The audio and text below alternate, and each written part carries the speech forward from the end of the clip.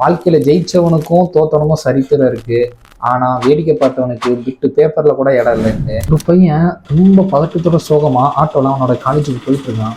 அந்த பையனோட சோகத்தை பார்த்துட்டு அந்த ஆட்டோக்காரரு, பையா கவலையா இருக்க மாதிரி தெரியுது. ஆமாண்ணா, இன்னைக்கு என்னோட காலேஜ்ல ஒரு முக்கியமான ப்ரெசன்டேஷன், என்னோட ஃபைனல் இயர் ப்ராஜெக்ட், என்னோட ப்ரெசன்டேஷனை பார்த்து யாரும் சிரிச்சிருவாங்கன்னு பயமா இருக்கு அப்படின்னா. அப்போ அந்த ஆட்டோ என்ன சொல்றாரு, பையா யாராவது சிரிச்சிருவாங்க நீ நினைக்கிற, பட் அவங்க சிரிச்சாங்க நீ அவன் மனசுல நிற்ப. ஆனா நீ ஒண்ணுமே செய்யலனா யாருக்கும் யாரையுமே தெரியாம போயிடும் அப்படின்னு அவர் சொல்லும் போதுதான் அந்த பையனுக்கு ஒன்று புரியுது.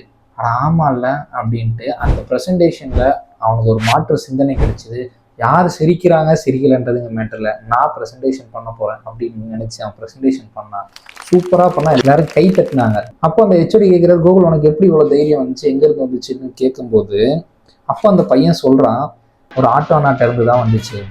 அந்த அண்ணா தான் சொன்னாரு, வாழ்க்கையில ஜெயிச்சவனுக்கும் தோத்தவனுக்கும் சரித்திரம் இருக்கு.